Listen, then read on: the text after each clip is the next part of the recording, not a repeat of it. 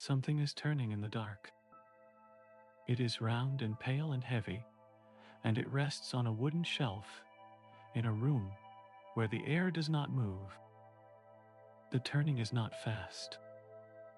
It is the kind of turning that takes both hands and a deliberate effort. A quarter rotation that shifts the weight from one side to the other and then stops. There is a sound when it moves, a low scraping against the wood, not unpleasant, more like the sound a heavy stone might make if it were rolled slowly across a smooth floor. The room is cool. Not cold, but cool enough that the skin tightens slightly and the breath comes out visible for just a moment before dissolving. The walls are stone, rough and old, and they are damp to the touch in places where moisture has seeped through from the earth beyond. This moisture is not a problem. It is part of what makes the room what it is. The ceiling is low, close enough to touch if a hand were raised, and it too is stone, arched gently, like the inside of a tunnel that was never meant for travel. Small drops of water cling to the ceiling in places, each one a perfect sphere that catches the light from the single lamp and holds it like a tiny star. The lamp sits on a ledge near the door, an oil lamp with a glass chimney that has been smoked dark on one side. Its light reaches only partway into the room, leaving the far end in a darkness that is absolute. The flame is small and steady, burning with the kind of patience that only oil lamps have. It does not flicker because there is almost no air movement in the room. Nothing to disturb the flame, nothing to push it from one side to the other. It simply burns, a tiny orange point that seems much larger because it is the only source of light in a space that is otherwise completely dark. The door behind the lamp is heavy, made of oak planks held together by iron straps that have gone the same rusty brown as the brackets on the shelves. It fits tightly in its frame, not because of precision craftsmanship, but because the wood has swelled with moisture over the years until it filled every gap and pressed against every surface. Opening it requires a firm pull, and closing it produces a deep, muffled thud that seems to come from inside the stone walls, rather than from the door itself. Beyond the door, a passage leads upward through the earth to a building on the surface. The passage is narrow and uneven, its walls the same rough stone as the room, its ceiling low enough that most people would duck instinctively, even where there is clearance. The air in the passage is cooler than outside, but warmer than the room below, a transitional temperature that prepares the body for the deeper cold. The passage smells of damp earth, of minerals, of the particular flavor that underground spaces have, a flavor that is not taste and not smell, but something between. At the top of the passage, the building is simple. A stone structure with a slate roof and a single door that faces north, away from the sun. Around it, a landscape of hills and grass and a few trees that stand alone in the wind. The building gives no indication of what lies beneath it. It looks like a shed or a small barn. Unremarkable. The kind of structure that a person might walk past without a second glance. But beneath it, the room extends into the hillside, carved out of the stone by hands that are no longer remembered, for a purpose that has not changed.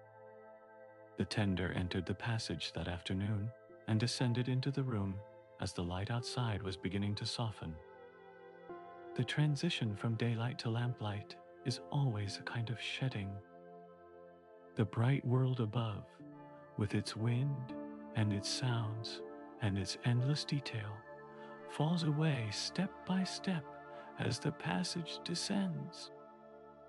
By the time the room is reached, the world above might as well not exist.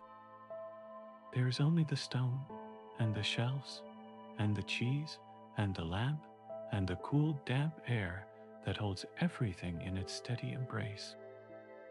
But the shelves extend into that darkness, row after row, each one holding the same round, pale shapes that fill every visible shelf in the lit portion of the room. These shapes are wheels of cheese, dozens of them, arranged in long lines that recede into the dark like paths into a forest. Each wheel is about the size of a large dinner plate and the thickness of a hand spread wide. They sit directly on the wooden shelves, no wrapping, no covering, just the rind against the wood and the air of the room against everything else. The nearest shelf holds 8 wheels, spaced evenly, with a few inches of air between each one. The air between them matters. If the wheels were placed too close together, moisture would build up in the narrow gaps and the rinds would soften and weaken. If they were placed too far apart, they would dry too quickly on the exposed sides.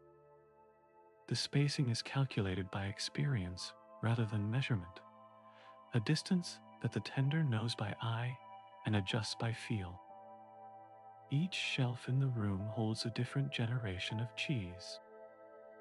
The lowest shelves, closest to the floor where the air is coldest and most damp, hold the oldest wheels.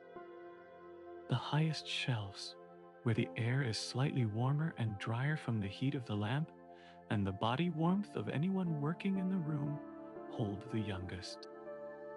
This arrangement mimics the natural movement of air in the underground space, the cool, heavy air sinking to the floor and the warmer, lighter air rising toward the ceiling. The cheese on each level ages in the conditions best suited to its stage of development. The young cheese, which needs warmth to activate the surface organisms, sits higher. The old cheese, which needs coolness to slow the aging and prevent it from developing too quickly, sits lower. This system was not designed by anyone. It emerged gradually over generations of observation, each tender learning from the previous one what worked and what did not, adjusting the placement of wheels until the current arrangement was arrived at. It is elegant in its simplicity, using the natural physics of the room rather than fighting them. The rind is not smooth.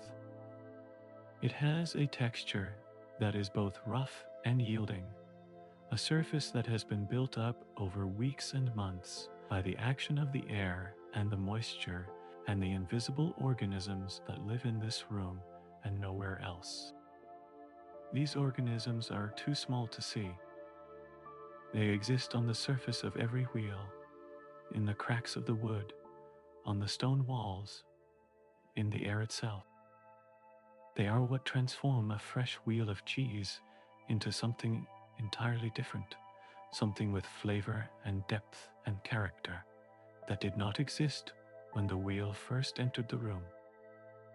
The transformation takes time, not days, not weeks, months. Some of the wheels on the highest shelves have been here for nearly a year, aging slowly in the cool, dark air, their rinds thickened to a hard shell that protects the softer interior. These older wheels are darker in color, their surfaces mottled with patches of gray and white and the faintest touch of blue. They smell different from the younger wheels. The young ones smell of milk and salt and not much else. The older ones smell of something deeper, something that is hard to name, like the smell of a mushroom crossed with the smell of warm bread, crossed with something mineral and ancient. It is a smell that exists only in rooms like this, rooms that have been used for this purpose for so long that the walls themselves have become part of the process. The person tending the wheels moves slowly through the room, stopping at each one, checking its surface with steady hands. This checking is done by touch as much as by sight. The hands press gently on the top of each wheel, feeling for firmness, for the slight give that indicates the interior is aging properly, for any soft spots that might suggest a problem. A wheel that is aging well feels solid and even, with a resistance that is the same whether pressed at the center or the edge. A wheel that is not aging well might feel soft in one area, or hollow, or slightly sticky on the surface where too much moisture has accumulated. These differences are subtle. They would be invisible to anyone who had not spent years learning the language of the rind. But to hands that know, they are as clear as words on a page. The tender turns another wheel, the same quarter rotation as before, shifting its weight to the other side. This turning is done at regular intervals, every few days for the younger wheels and less often for the older ones. Its purpose is to distribute moisture evenly within the wheel, preventing one side from drying out while the other stays damp. Without turning, a wheel would age unevenly, developing a hard side and a soft side, a dry edge and a wet edge, and the flavor would be unbalanced. With turning, the moisture moves back and forth through the interior like a slow tide, reaching every part of the cheese equally over the course of weeks. The shelf that holds the wheel being turned is made of spruce planks. Untreated, their surface is slightly cupped from years of absorbing and releasing moisture. Spruce is used because it breathes. It allows air to reach the underside of the wheel, preventing the moisture from pooling beneath it. Other woods could work, but spruce has a mildness to it, a neutrality that does not impart any flavor to the rind that rests upon it. The shelves are set into the stone walls on iron brackets that have gone black with age. Each shelf sits about 8 inches above the one below, enough room to fit a hand beneath a wheel and lift it for turning. The space is tight but sufficient, and the tender navigates it with the ease of someone who has done this hundreds of times and whose body has memorized every dimension of the room. The tender moves to the next shelf and begins the same process. Press, check, turn. Press, check, turn. Each wheel receives the same attention, the same careful assessment. The hands that do this work are not hurried. They move from wheel to wheel with a deliberateness that is not slow so much as complete. Each gesture given its full time, each contact lasting exactly as long as it needs to. There is a quality of touch that the tender has developed over years that is different from ordinary touching. It is an active touch, a touch that is listening as much as feeling. The fingertips are sensitive to variations in temperature, in moisture, in the barely perceptible roughness that indicates how the surface organisms are developing. They can tell the difference between a rind that is aging as expected and one that has begun to dry too quickly at the edges. They can feel the first signs of a crack forming deep within a wheel, a subtle unevenness in the resistance that tells of a fault line developing in the interior. These skills did not come quickly. They came through repetition, through touching thousands of wheels over years, through being wrong many times and learning from the wrongness. The body learned what the mind could not be taught, accumulating a vocabulary of sensation that grew richer with each season. Some wheels receive a longer pause, a second press, a closer look at some feature of the rind that warrants attention. There is one on the third shelf that has developed a slightly sticky patch on its upper surface, about the size of a coin. The tender examines this patch carefully, pressing it with a fingertip, bringing it close to the lamp to see the color.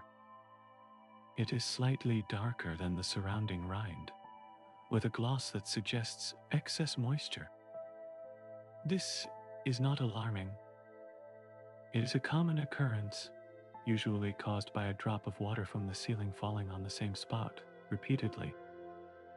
The treatment is simple.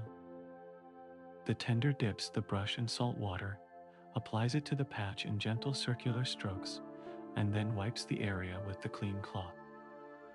The salt will discourage the unwanted moisture and encourage the growth of the beneficial organisms that make up the proper rind.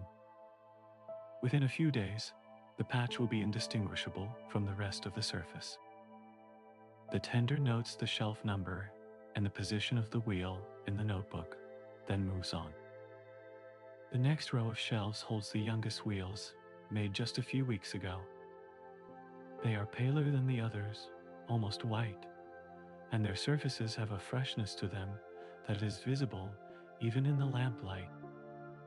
They smell of milk, cleanly and simply, without any of the complexity that aging will bring. Their rinds are barely formed, just a thin, dry skin over the softer interior. They are fragile at this stage. A rough touch could break the surface and allow unwanted organisms to enter and spoil the interior. So the tender handles them with extra care, pressing very lightly, turning very slowly, lifting each wheel just enough to check that the shelf beneath is dry and clean. These young wheels will be turned every other day for the next several weeks, then every 3 days, then once a week, the intervals lengthening as the rind thickens and the cheese becomes more stable. The schedule is not rigid. It responds to what the wheels and the room tell the tender, which is another way of saying it responds to the conditions that exist rather than the conditions that are expected. A warmer week might mean more frequent turning. A drear period might mean less brushing. The tender reads the room and responds the way any caretaker reads the needs of what is in their care. None are hurried past. The room requires patience, and the tender gives it willingly. In the far corner of the room, where the light from the lamp barely reaches, a small table holds the tools of the tending. A brush with soft bristles for cleaning the rinds of younger wheels. A firmer brush for scrubbing the shelves between batches. A shallow basin of salt water for washing the surface of certain wheels that benefit from the added salt. A cloth, clean and white, folded beside the basin. And a small notebook, its cover soft from the damp air, in which the tender records the date and the condition of each wheel at each turning. The notebook is nearly full. Its pages are wrinkled from the moisture and slightly discolored at the edges, and the handwriting inside has the even, unhurried quality of someone who writes the same kind of information at the same time of day in the same room. The entries are brief. A date, a shelf number, a note about the rind, occasionally a comment about the air temperature or the humidity. The pen used for these entries is a simple one, with a cap that clicks and a body that has become slightly sticky from the damp air. The ink is waterproof, which matters in a room where the humidity hovers near saturation, and ordinary ink would blur and run. The tender learned this lesson early, after a season of entries that became illegible within weeks. Now, the waterproof pen is the only writing instrument that enters the room, and the entries remain as clear and readable months later as they were on the day they were written. The notebook itself is not precious. It is a commonplace thing, bought in a pack of several, with a plain cover and lined pages. When it is full, it will be placed on a shelf in the building above alongside its predecessors, a row of identical notebooks that stretches back for years. Together, they form a library of the room, a complete record of every batch that has passed through, every anomaly that has been noted, every adjustment that has been made. No one reads these notebooks regularly. They are not meant to be read. They are meant to be written because the writing is a form of attention, and the attention is what the craft requires. These small facts, accumulated over pages and pages, form a record of the room itself, a history of its atmosphere and its effects on the cheese that passes through it. The tender does not study this record often. It is kept more as a habit than as a reference, a way of paying attention that has become as much a part of the routine as the turning itself. But occasionally, when a wheel behaves in an unexpected way, the tender will page back through the notebook, looking for patterns, looking for the time, weeks or months earlier, when the current condition might have begun. More often than not, the answer is there, hidden in a brief note about a draft from the door, or a week of unusual warmth, or a batch of milk that came from a different field than usual. The room remembers everything. It just needs someone patient enough to read its memory. The brushing begins now.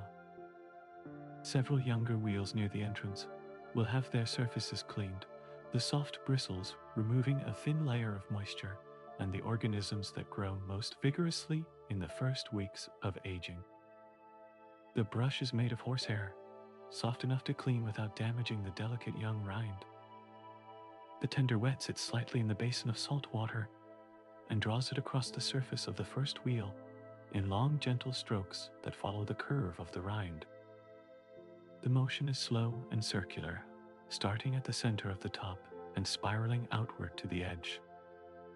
The brush picks up a thin film of moisture and a barely visible layer of surface growth, leaving behind a rind that looks cleaner and slightly drier. The wheel is then turned, and the process is repeated on the other flat surface. The sides, which are thinner and more curved, are brushed with shorter strokes that follow the circumference. The whole process takes about 2 minutes per wheel, and the tender does it with a gentleness that borders on tenderness. These young wheels are vulnerable. They are at the beginning of their long journey through the room, and the care they receive now will affect everything that follows. A wheel that is brushed properly in its first weeks will develop a stronger, more even rind. A wheel that is neglected may develop patches of unwanted growth that can penetrate the surface and taint the interior.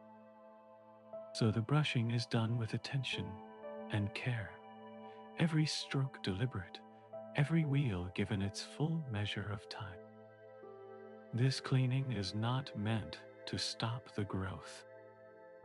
It is meant to control it, to keep the surface organisms in balance with each other, preventing any one kind from dominating and producing flavors that are too strong or too bitter. The balance is delicate and self-correcting, as long as the room conditions remain stable, which they do because the room is deep enough in the ground that the temperature and humidity change very little from season to season. Summer might bring the temperature up by a degree or two. Winter might bring it down by the same amount. But the stone walls absorb these fluctuations and smooth them out, creating an environment that is as constant as any natural space can be. This constancy is what makes the room valuable. No machine could replicate it, because no machine could reproduce the exact combination of stone and soil and moisture and air and the accumulated organisms of decades of use that together create the atmosphere in which this particular cheese develops its particular character. The character is specific. It belongs to this room and to no other. Wheels of the same cheese, made from the same milk by the same hands, will taste different if aged in a different room. The difference might be subtle, or it might be pronounced, but it will be real, because the room is not just a container. It is an ingredient. The milk itself comes from a small herd that grazes on the hills above the building. The grass on those hills changes with the seasons, growing lush and green in spring, going dry and golden in summer, turning to stubble in autumn. Each seasonal change affects the milk, which affects the cheese, which affects the way it ages in this room. A wheel made from spring milk is different from one made from autumn milk, even before the aging begins. The spring wheel is creamier, richer, with a higher fat content that makes the interior softer and the flavor more buttery. The autumn wheel is leaner, firmer, with a sharpness that develops more quickly and a rind that forms faster. The tender knows these differences, the way a gardener knows the difference between plants grown in sun and plants grown in shade. They are part of the knowledge that comes with paying attention, year after year, to the same materials going through the same process in the same room. The making of the cheese itself happens in the building above, in a room that is bright and clean and functional, equipped with vats and molds and presses. The milk is warmed, and the culture is added, and the rennet causes the liquid to thicken into a mass that is cut and stirred and drained. The curds are packed into molds and pressed under weights that squeeze out the remaining whey, and then the fresh wheels are salted and placed on boards to dry for a day before being carried down the passage to this room. The tender was present for all of this. Tender is always present for all of it, from the milking, to the molding, to the pressing, to the carrying. The craft does not separate itself into parts. It is one continuous process, beginning with the grass on the hillside and ending in the mouth of the person who eats the cheese, and every step between is connected to every other step. The room knows all of this in its own way. It receives each new wheel as though it has been waiting for it, making space on the shelf, adjusting its atmosphere around the fresh addition, beginning the slow, invisible work that will continue for months. And the tender knows all of this too, not as information, but as experience, as the accumulated weight of years spent moving between the bright, clean world above and the cool, dark world below, carrying wheels from one to the other, watching them change. The tender finishes the round and returns to the entrance, where the lamp sits on its ledge, its flame steady behind the smoked glass. The chimney of the lamp needs cleaning. A soft cloth is drawn through it, removing the soot that has accumulated over the past several days. The cloth comes out dark, and the chimney, held up to the light, is noticeably clearer. The tender sets the chimney back on the lamp and adjusts the wick. The flame rises by a small amount, just enough to push the light a little further into the room, touching the next row of shelves that had been in shadow. The wheels on those shelves are mid-aged, 3 or 4 months old, their rinds developed but not yet thick, their surfaces a uniform pale gold.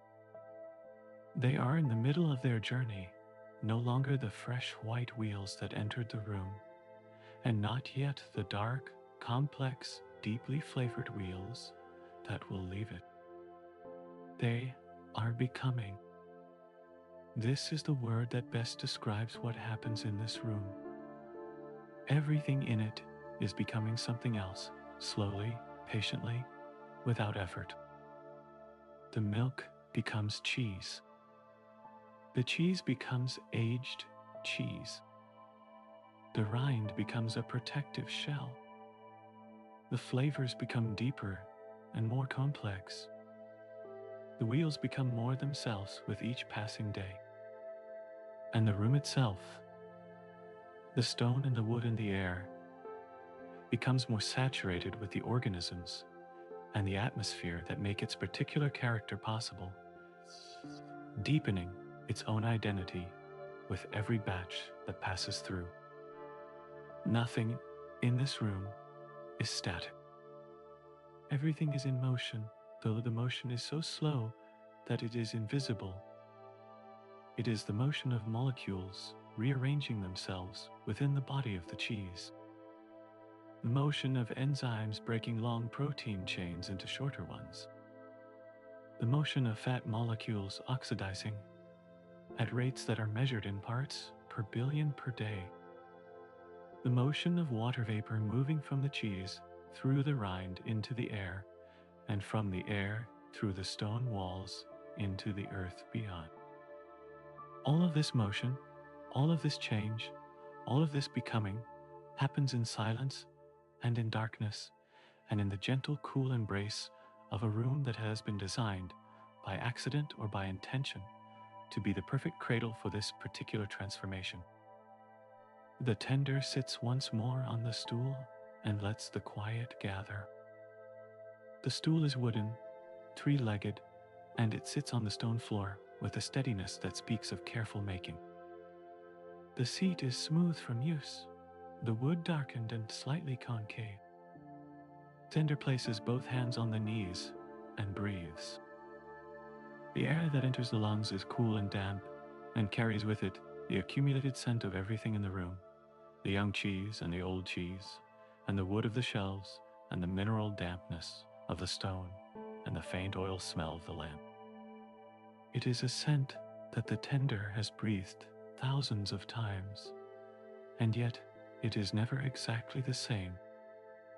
Today, it has a slight sharpness that was not there yesterday, a hint of something that suggests the older wheels in the back are approaching a new stage in their development. Tomorrow, it might be different again. The scent of the room is a weather system of its own, changing in response to the slow invisible processes happening inside every wheel on every shelf. From this position, the tender can see most of the room, the rows of shelves receding into the darkness, the wheels on each shelf sitting in their patient lines. The view is the same every day, the same shapes in the same positions, changing only in the slow, invisible ways that aging brings. And yet, to the tender, it is never monotonous. There is a richness in sameness that reveals itself only to those who stay long enough to notice. The way the lamplight falls differently, depending on the time of day and the position of the wick.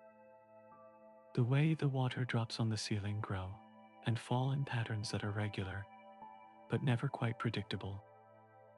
The way a wheel that looked identical to its neighbors yesterday has developed, overnight, a patch of new growth on its rind that makes it suddenly individual, suddenly itself. These are small changes. They are the only changes this room offers.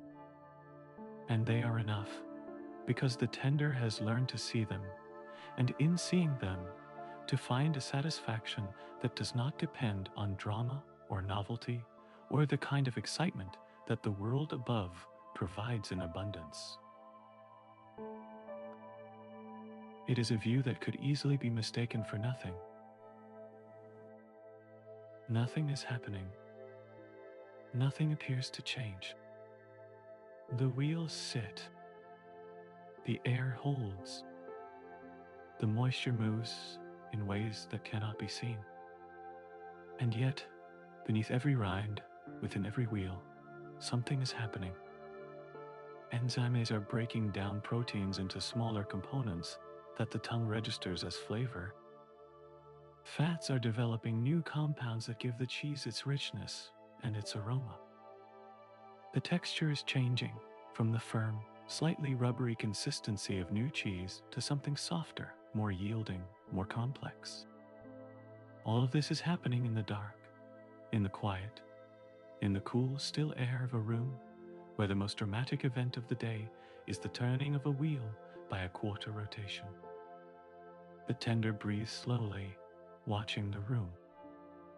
The body has settled into the temperature of the room now, the initial coolness having been absorbed and accepted. The skin has adjusted. The lungs have adjusted. Even the thoughts have adjusted, slowing to match the pace of the room, which is the pace of geology, the pace of stone and water, and the imperceptible movement of minerals through solid matter. In this room, urgency does not exist. It could not survive here. The atmosphere would dissolve it the way water dissolves salt, slowly and completely, until no trace remained. The tender has noticed this effect before, the way the room changes the quality of thought. Above ground, the mind moves quickly, jumping from task to task, from worry to plan to memory and back. Down here, the mind slows. It settles. It finds a rhythm that matches the dripping water and the aging cheese and the steady flame of the lamp. It becomes, for the duration of the visit, a different kind of mind. Not a better kind, not a worse kind. Simply a different one, suited to a different pace. The lamp flame flickers once, then steadies. A drop of water on the ceiling grows heavy and falls, landing on the stone floor with a tap so small it is almost imagined. The sound does not echo. It is absorbed by the stone and the wood and the cheese and the air, swallowed into the general quiet of the room. Another drop forms in the same place, beginning its slow accumulation of weight. It will take several minutes to grow heavy enough to fall, and when it does, it will land in the same spot as the one before, joining a small dark circle of wetness on the stone floor that has been there for years, fed by this same persistent drip. The stone beneath the drip has been slightly worn by the water, creating a shallow dimple that catches the drop and holds it until it evaporates. This wearing takes centuries to become visible, but it is happening now, in this moment, as every drop that falls carries away a few molecules of stone. The room is a place where sound goes to rest. Voices would be absorbed here. Footsteps would be muffled. Even a shout would lose its sharpness within a few feet, softened by the damp air and the porous surfaces that surround it. This is one of the qualities that makes the room feel so deeply calm. It is not just quiet. It is a place that actively quiets whatever enters it. The tender has spent many hours in this room, enough to know its moods, its temperatures, its sounds. The faint drip of water that increases after rain, when the ground above is saturated and the moisture finds its way down through the cracks in the stone. The slight draft that comes from the ventilation shaft in the ceiling, when the wind above changes direction, a breath of outside air that enters the room and is immediately absorbed by the coolness and the dampness until it is indistinguishable from the air that was already there.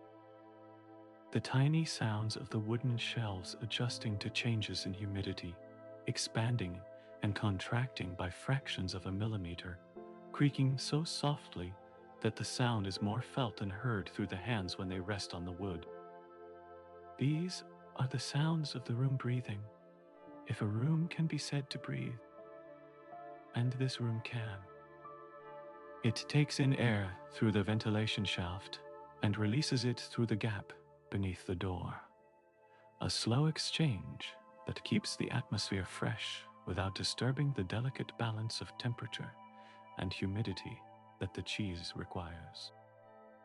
The flow is so gentle that it could not extinguish a candle flame placed anywhere in the room. It is barely enough to be called a breeze, but it is enough to keep the air alive, to prevent it from going stale, to carry away the gases that the aging cheese releases and replace them with the cool, clean air of the earth above.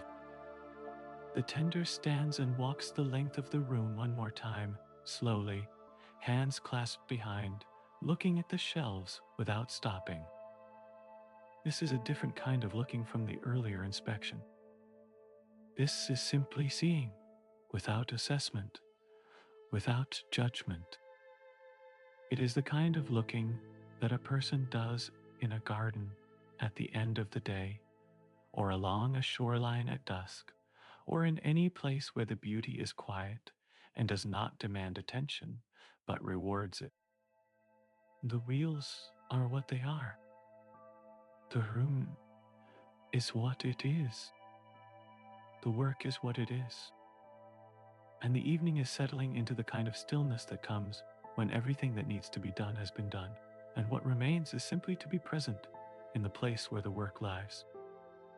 The tender pauses at the far end of the room where the darkness is deepest. The shelves here hold the oldest wheels, the ones that have been aging for 10 or 11 months.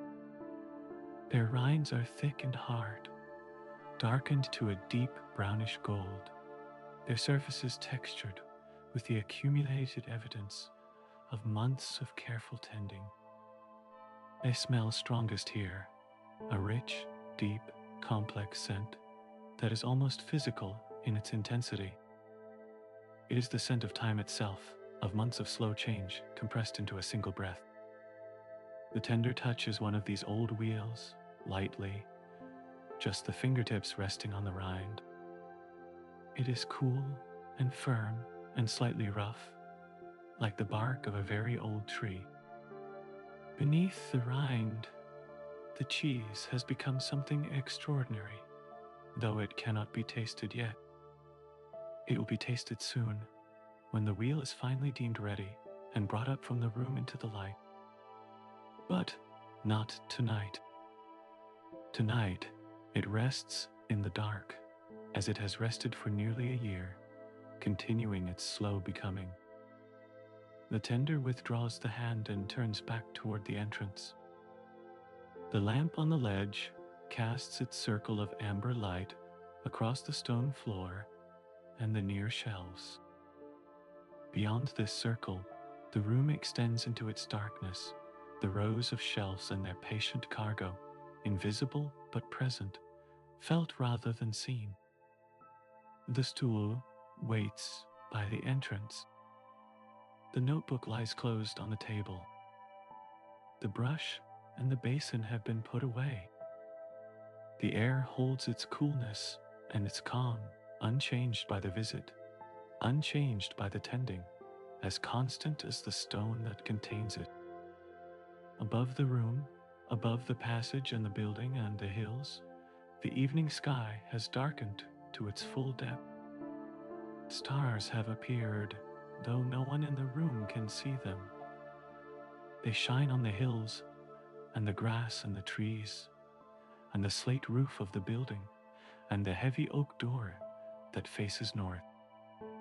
They shine on the herd in the field, which has settled for the night, the animals lying close together for warmth. They shine on the village in the valley, where lights are going out one by one, and on the roads that lead away in every direction to other villages, where other people are settling into their own evenings. None of this reaches the room. The room exists outside of all of it, beneath all of it, in its own time, in its own light, in its own world of stone and wood and aging cheese. It does not need the stars.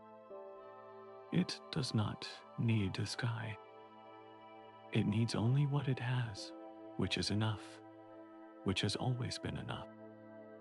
The tender sits once more and lets the quiet gather. Gathers slowly, the way everything in this room is slow. It gathers in the corners and between the shelves and in the spaces between the wheels, filling the room with something that is not silence, exactly, but is a kind of patience that has become so deep and so steady that it can be mistaken for nothing at all. It is not nothing. It is the room, doing what it does, holding what it holds, changing what it changes, in its own time, at its own pace, without concern for the world above, or the light outside, or the turning of the day. The lamp burns. Its oil reservoir is full enough to last through the remaining hours of the visit and well beyond. The flame has not changed since the wick was adjusted. It will not change until the wick needs trimming again, which will not be until tomorrow. For now, it burns as it has burned during every visit, casting its amber circle on the stone, throwing shadows on the shelves, reflecting in the tiny drops of water that cling to the ceiling. The water drips. The cheese ages. The wood breathes. The stone holds, and the tender sits in the middle of all of it, breathing the air of the room, feeling the coolness of the stone through the soles of the shoes, hearing the sounds that are almost not sounds at all.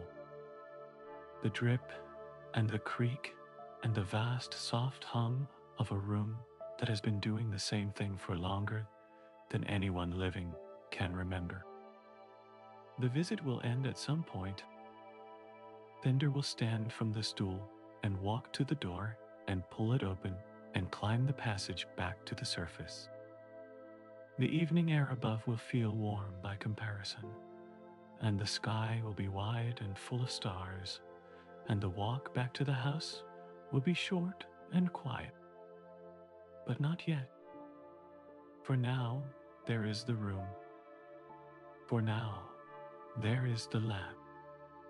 For now, there is the cheese on its shelves, the water on the ceiling, the cool, still air that holds everything in its patient embrace.